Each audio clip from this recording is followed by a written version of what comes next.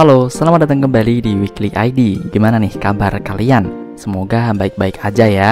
Pada kesempatan kali ini saya akan memberikan beberapa fakta dan hal menarik tentang Mikey atau Sano Manjiro dari Tokyo Revengers, yang merupakan seorang leader dari geng Toman. Dan apa saja itu?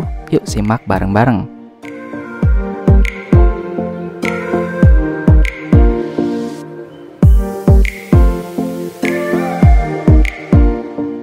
Suka tidur di sembarang tempat.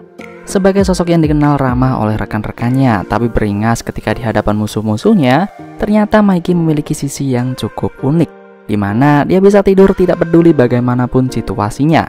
Dia pernah tidur setelah makan bersama Draken di sebuah restoran.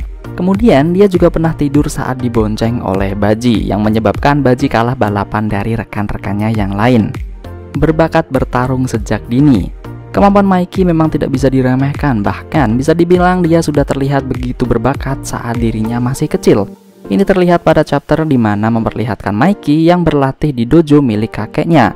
Dia mampu memberikan tendangan yang begitu sempurna cuy. Kemudian ketika dia SD, dia mengatakan pada Draken kalau dia menguasai banyak sekali gerakan dasar sumo. Dan yang lebih gilanya lagi adalah dia itu sudah bisa mengalahkan orang-orang yang lebih dewasa dari dirinya dengan satu kali serangan loh. Keren gak tuh? CB250T adalah motor kesukaan Mikey. Sebagai geng motor, tentu saja Mikey juga memiliki motor dong. Tapi ketika awal Toman dibentuk, motornya dipakai Mikey bisa dibilang tidaklah segalak motor rekan-rekannya yang lain. Tapi pada akhirnya Mikey mewarisi motor milik kakaknya, yaitu CB250T, yang bisa dibilang itu emang motor kesukaan Mikey sejak dahulu kala. Tidak bisa tidur di rumah tanpa selimut berharganya. Ada lagi nih salah satu hal menarik dari Mikey yang terungkap pada chapter 136 dan chapter 146, dimana ternyata ketika tidur di rumah, Mikey selalu memeluk sebuah selimut. Dan hal ini juga dibenarkan oleh adik Mikey, yaitu si Emma, dimana Mikey tidak bisa tidur kalau tidak memeluk selimut berharganya itu. Dan sepertinya sampai sekarang masih belum diketahui siapa pemilik selimut itu yang sebenarnya. Dan bagi kalian yang tahu mungkin silahkan koreksi di kolom komentar ya. Pernah membunuh semua petinggi Toman terkecuali Takemichi. Oke, ini agak spoiler ya bagi kalian yang tidak membaca manganya. Jadi kalau kalian kurang suka dengan spoiler, silahkan tinggalkan video ini. Toh di menit awal saya sudah kasih peringatan juga kan. Oke, jadi di masa depan ternyata Mikey pernah membunuh semua petinggi Toman terkecuali si Takemichi. Yang lain itu kayak Haka itu dibakar, Chifuyu juga ditembak, dan lain-lain lah pokoknya. Dan oh ya, bahkan Kisaki aja dibunuh loh. Dan motif dari pembunuhan ini adalah karena penderitaan yang dialami Mikey selepas Takemichi keluar dari Toman. Pernah terbunuh oleh Naoto. Masih ada hubungannya dengan poin sebelumnya ya.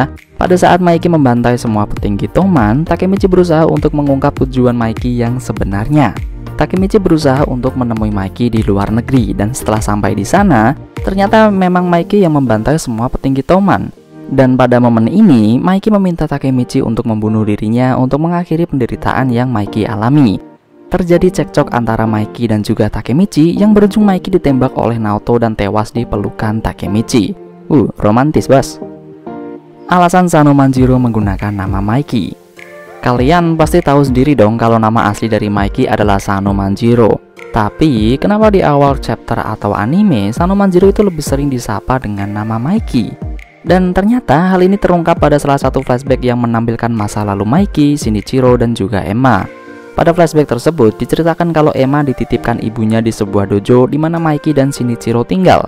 Tapi ternyata kenyataannya Emma ditinggal oleh ibunya.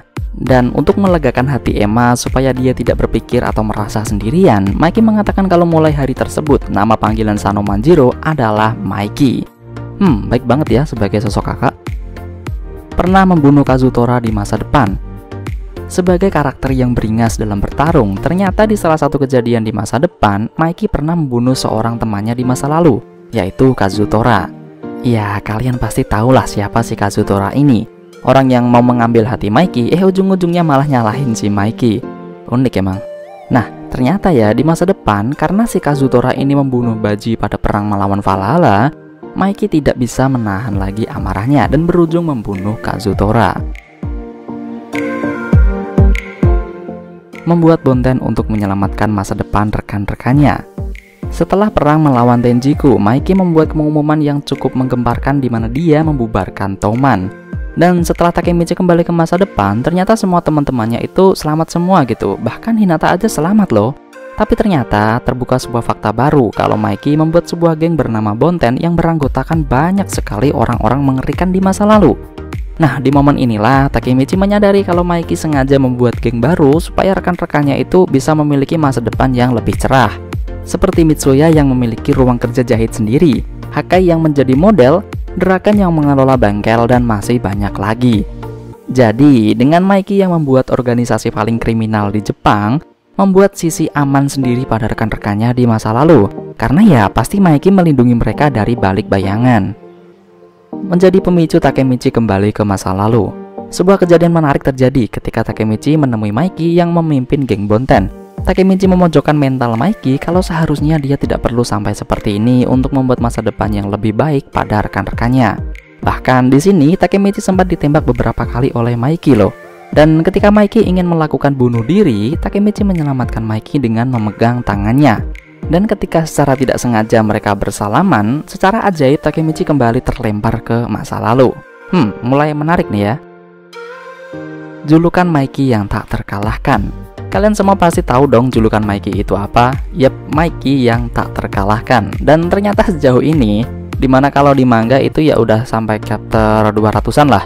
Ternyata memang benar kalau Maiki ini tidak pernah kalah dalam berduel cuy. Dia ngalahin Osane aja dengan one hit, ngabisin Shiba Taiju itu juga dengan one hit, dan juga bisa mengalahkan pemimpin Tenjiku Izana Kurokawa.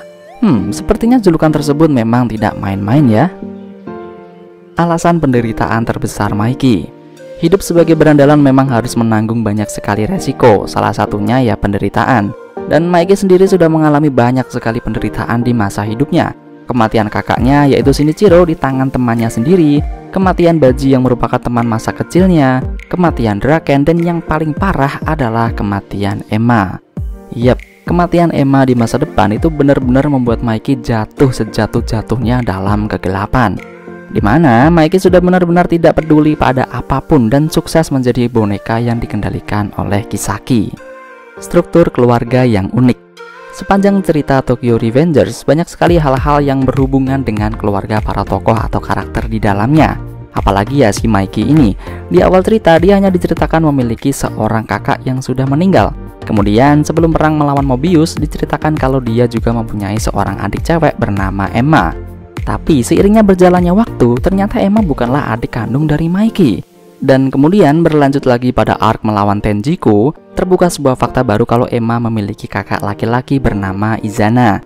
Yang itu artinya secara tidak langsung ya, dia juga bagian dari keluarga Maiki. Nah, selain itu, hal menarik lainnya adalah semua cowok yang saya sebutkan tadi, di masa lalu dan di masa depan itu merupakan seorang pemimpin sebuah geng. Kita ambil yang pertama dulu ya, Sano Shinichiro, merupakan pendiri sekaligus ketua pertama Black Dragons. Sano Manjiro adalah ketua dari Toman dan juga Bonten di masa depan.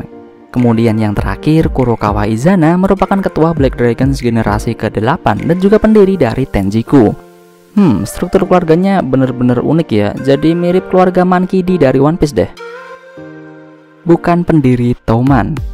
Ternyata ketua dari geng Toman yaitu Maiki bukanlah pendiri dari Toman itu sendiri.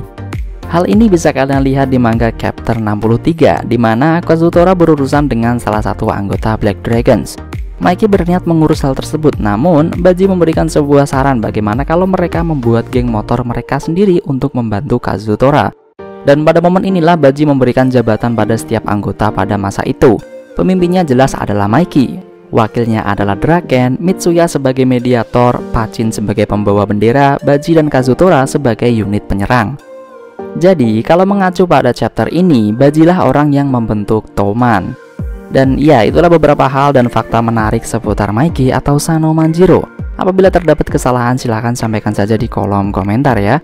Terima kasih.